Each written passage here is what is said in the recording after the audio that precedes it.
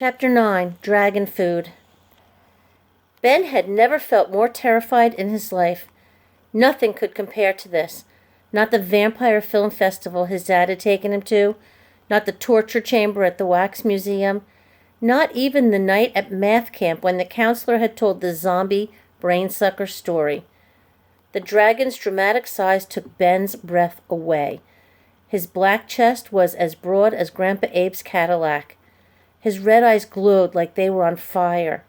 He stood on 4 paws, towering over the kids, his claws digging into the roof like grappling hooks.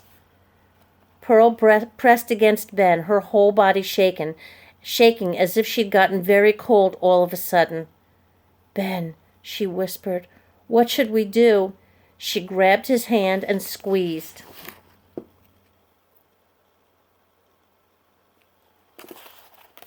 "I don't know." It was odd to see Pearl so scared. On Monday, she'd faced the lake monster with confidence. But comparing that gentle, long-necked creature to this seething fire-breather was like comparing a garter snake to a wolverine. Those claws alone could rip a car into pieces. With a graceful leap, the dragon landed directly in front of Ben and Pearl. He opened his mouth, and a piece of metal fell out. The other clock hand from Town Hall. His upper lip curled, exposing a row of teeth that looked exactly like steak knives. Not only was each tooth serrated, but it was also crooked. Dr. Rubin, Ben's dentist, would have loved to get his hands on such a mouth. This dragon could be the poster child for orthodontists everywhere. He growled.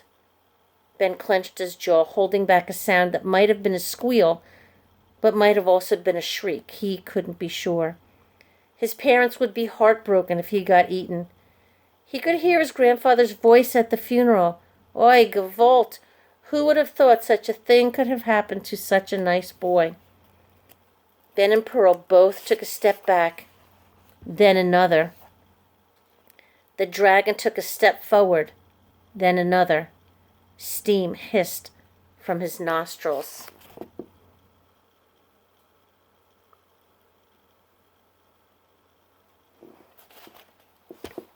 Something had to be done, immediately.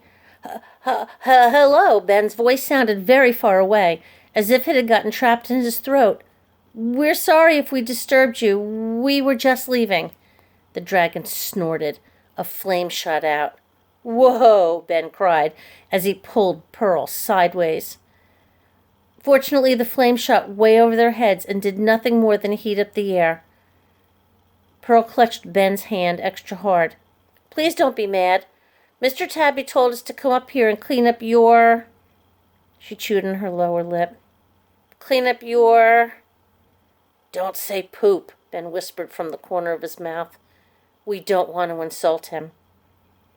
Suddenly, one of the dragon's front claws reached up, grabbed a pigeon right out of the air, and shoved it into its mouth. A couple of pigeon feathers floated down to the ground. "Gross," Ben said with a grimace. "Totally gross," Pearl said. The dragon chomped, then swallowed. Ben didn't want to think about the bird's fate. A dragon's stomach had to be a terrible place.